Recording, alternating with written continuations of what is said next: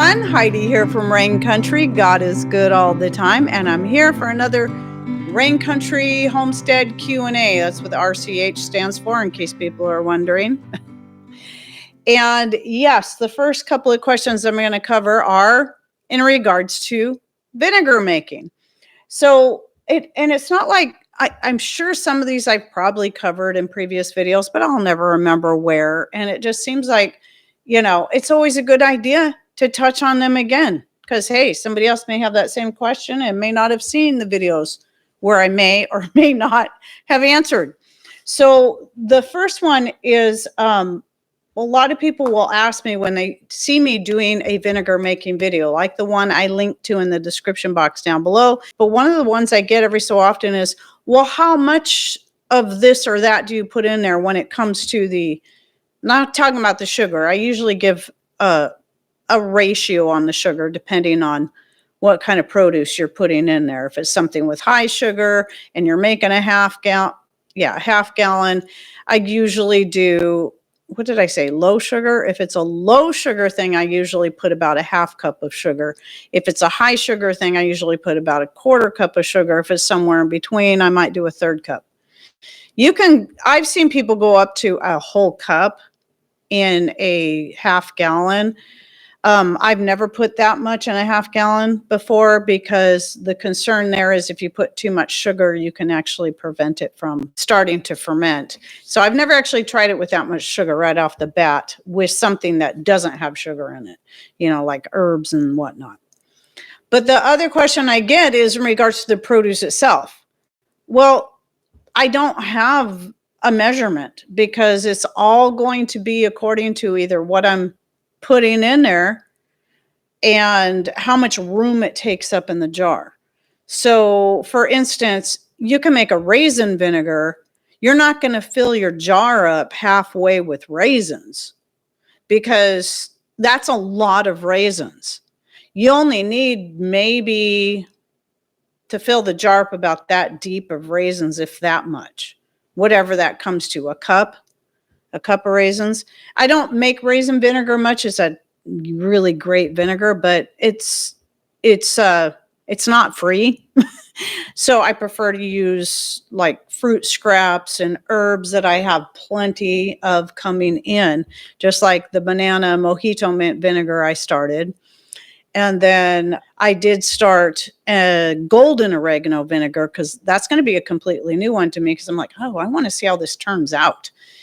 And so when I put that golden oregano, I'm just cutting the whole stems and everything and shoving it in there. So in that case, because the golden oregano, when, your herbs, if you're just shoving them in there fresh like that, they're going to actually take up quite a bit of space in the jar initially. So I just fill it up to the top. Once it starts fermenting, that stuff will kind of condense together and float to the top. So when I first started the golden oregano vinegar, it was like the herb was filling up the whole jar. But now today, it's only like, it's at the top like this, and it looks like there's a lot of space. I could add more oregano in there if I want to, but I'm not going to. I think it's plenty. But you can do that. So that's why I don't give measurements, because it's all going to vary depending on what you're putting in there. And as long as you have something in there, it's not a huge deal how much it is. You just need to adjust your sugar ratio accordingly. So if you're using a lot of raisins, my first raisin vinegar video, I wasn't using adding any sugar to it. And it turned out great, but it wasn't a highly acidic vinegar. So if you want it to be more acidic, you'd have to add at least a quarter cup of sugar to that. And I do recommend that. But if you're using it for like sauteing and flavoring and stuff, you don't have to do that, because there's a lot of sugar in the raisins, even if you only just put a layer about that thick at the bottom of your jar when you make your raisin vinegar. So question, I have made lemon orange vinegar in the past from skins. Came out great. I used sliced lemons in a jar and I'm having yeast mold. Mold is going to happen if you're not stirring it every day. So what's happening is your stuff is floating to the top, and so whatever's getting exposed to the air is going to, the bubbles are pushing it up out of the water. So anything exposed to the air is going to mold. It's not going to hurt you, But anything that stays below that level isn't going to mold because of the sugar initially, and then along the way because it's turning to vinegar. And the vinegar is going to prevent it from molding. So stirring it every day, at least once a day, will prevent that from happening because you're stirring it back down. Some people use weights. I find weights to be absolutely pointless, and especially if you're buying those silly expensive glass ones, I waste of money. And you don't have to do it every day for the whole time. Just every day until things start sinking below the surface. As long as it's staying below the surface, it's not going to mold. Now, as far as the cam yeast that forms on top, I still do not have an answer. I haven't researched it deeply enough. I find I do have certain things that are more likely to develop cam yeast on them than others. Like, I don't know that I've ever developed cam yeast on like my apple scrap vinegar or other such, but it's most likely to happen on my pineapple rind vinegar and the citrus peel vinegars. Not always, though. Not all the time. And you can just let the process finish and then strain the whole thing through a very fine cloth. Sometimes you can get enough of that vinegar out or yeast out of there that it doesn't alter the flavor of the vinegar. But not always. Sometimes you'll still have that weird yeasty flavor. And in that case, I just use that vinegar for something else, like add it to the chicken's water, or, you know, you can still use it. It's not going to hurt you. It's just use it to make a medicinal extract of some kind where you don't care about the flavor. The flavor's not going to matter. So it's really not something to worry about. And no, your vinegars will not always produce scobies. A SCOBY.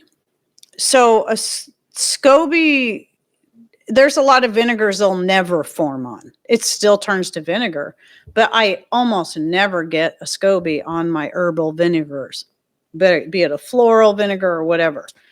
They tend to really prefer vinegars that are fruit-based, especially apple, pear, and peach. Those SCOBYs love those fruit ones best. And like I've shared with people in the past, the biggest scobies that I've ever seen form on any of my vinegars, be it forming during the vinegar making process, but most likely after, are on my peach vinegars. And that's the ones I make with the peach skins and the pits. All the scraps get thrown in there. And I had a vinegar or a SCOBY that was that thick that formed. I have a picture of it. It might even been taller than that. But usually like that thick. Apple will get some pretty nice ones, but sometimes I might get some paper thin ones that will form on my herbal vinegars, but not always. Just because you don't get a SCOBY, it doesn't mean anything. And for those of you who are new to vinegar making and have never heard of what a SCOBY is, SCOBY it's actually an acronym that stands for symbiotic culture of bacteria and yeast. So that's what that means. And so it just makes this little gelatinous type mat at the top. And sometimes people who don't know about that and they start making vinegar and they see that mat form, they freak out because they just know it's something nasty growing. Well, it is kind of nasty. I don't prefer the taste of it. And if you're not used to something like that, it can seem really gross. This weird gelatinous mat at the top. But I always feed mine to my chickens. My chickens love it, and it's so healthy for them. You can eat it. Some people will dehydrate it and then use it as a seasoning, powder it up, use it as seasoning. I tried dehydrating a little bit one time just to see what it tastes like. It's like, ew. I didn't personally like it.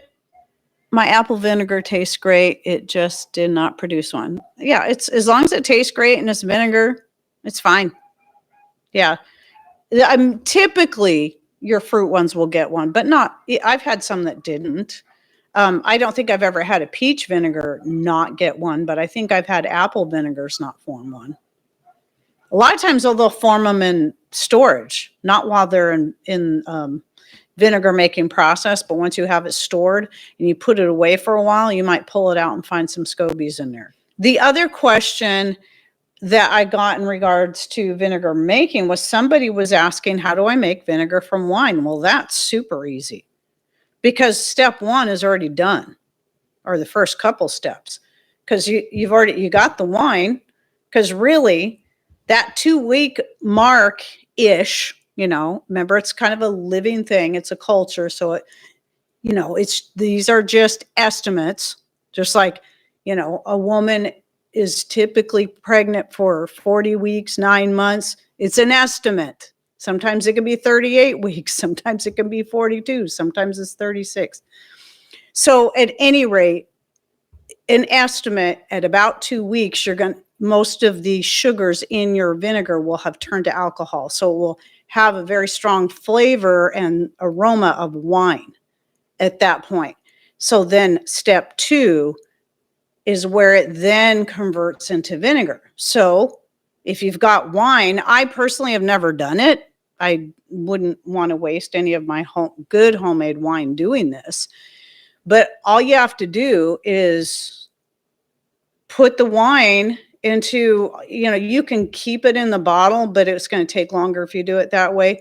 It's just a matter of giving it oxygen exposure for a couple of weeks. So simply, I would put it in like a gallon, half-gallon jar, whatever size, however much wine it is, put a cloth over it just like you would the vinegar. No stirring needed, nothing. Just cover it, leave it for about 2 weeks.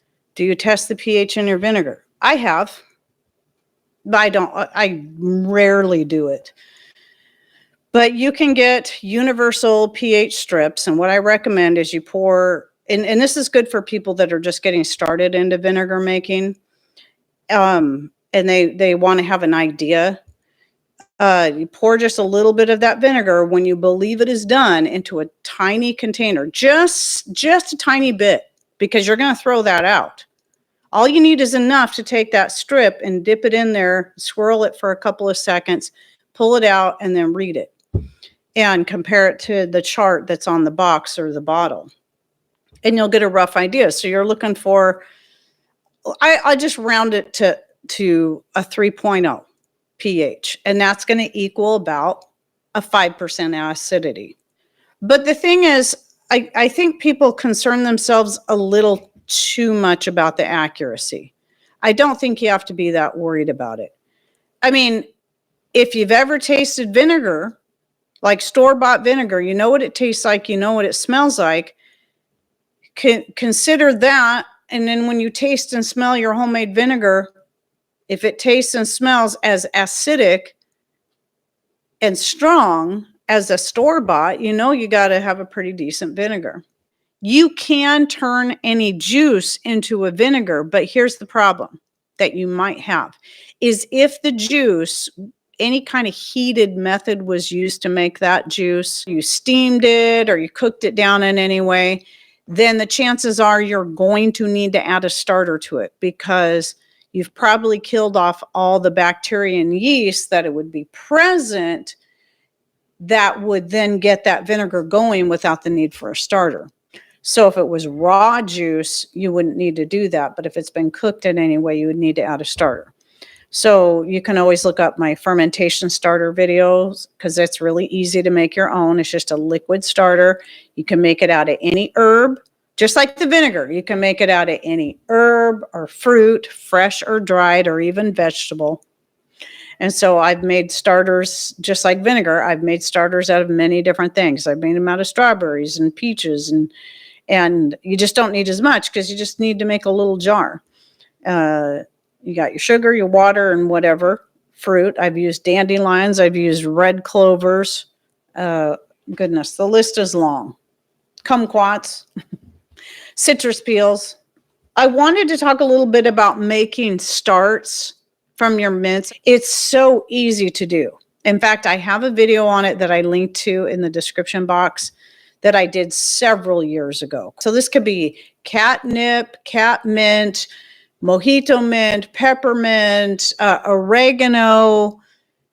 You could even do this with lemon balm. These are all mints, but some of them might not work as well, like rosemary. Thyme should work, but I just go to the outer edges of the plant and then kind of dig under there and try to pull up a chunk of that plant with that's still going to have some of that root attached to it. And, just being careful not to break that whole bottom chunk off. But a lot of times what you'll find with mints is any part that gets buried in the ground, that's going to also form roots. A lot of them will do that. And then you just put it in a pot or put it in another spot where you want it to grow and water it in well. Super easy to do. I had to do this with my oregano because I realized I was losing my oregano in the West Herb Garden here. I'm not sure why I was losing it. I could only think it was maybe the wood ash that we were dumping in there. Might have been too much for it. So I did find some pieces of the vinegar of the oregano that were still alive, and I kind of dug down and pulled that up so I could get that piece that was still alive by the roots and transplant it into a pot on my deck. I did this last year when I realized this was happening, so I could make sure I had some going again.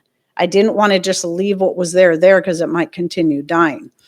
Now, thankfully, there is some coming back from over there, but it still is taking a while. The stuff that I put in the pot last year is doing great. So I'm really glad that I did that. Another question I got was in how to deal with aphids. We actually haven't had a big problem with aphids in quite some time. Our old apple tree was the one that would get hit the hardest with aphids. And so it was like every year, just aphids all over the place. And there was a few different things that we did. One is planting like peppermint or any other type of strong mint. You could probably, I would say oregano would work. I actually have golden oregano growing around the base of my one apple tree. So growing certain types of mints at the base, lemon balm should be another good one. Anything that ants do not like, any kind of plant an ant wouldn't like. Grow it at the base of your trees if it's a fruit tree. And that will help keep the ants off your tree because it's the ants that are taking those aphids up there, right? So the ants carry the aphids up there and they, basically place them around there. And then the ants will go up and milk the aphids. So that's how that works. One year though, I think before the peppermint really started growing, what I did even before that was because we were trying a few different things. Like I think we made the whole borax, you mix borax with sugar and the sugar will attract the ants and then they'll take the borax and the borax will kill them. Because if you don't have the ants bringing the aphids in, it's getting rid of the ants is half the problem. But to get rid of the aphids directly, you can also, one year I'm like, that's it. Because I was starting to get aphids on other plants in my backyard garden. So I bought, it sounds so silly. I didn't even know you could do this. And I'm sure a lot of you have already heard of it, but I bought some ladybugs and set them free in my garden areas because especially in the areas where the aphids were, where there were a lot of them, like on that apple tree. And ladybugs, I can't even remember. I should have looked it up again before I got on here. How they can eat a ton of, and obviously I'm using hyperbole. They eat a lot of aphids, a lot. They just like, arr, arr, arr, arr, arr. They'll munch down on those aphids. And ever since I did those two things with the mints and the ladybugs, I think I bought them again another year. But I haven't, it's been years since I've done it. And I haven't had any issues with aphids since. So ladybugs are a really great way to deal with aphids because they just chow down on those aphids. So the ladybug is definitely a friend to the garden in that way. So if I ever start getting another infestation of aphids, I'll be looking for getting more ladybugs. Now, I bought mine, I think I ordered them from Amazon, but your local nursery may also carry them or might be able to order them up for you. Hope you all have a great rest of your week or a great week ahead and a great rest of your day. Thank you and God bless.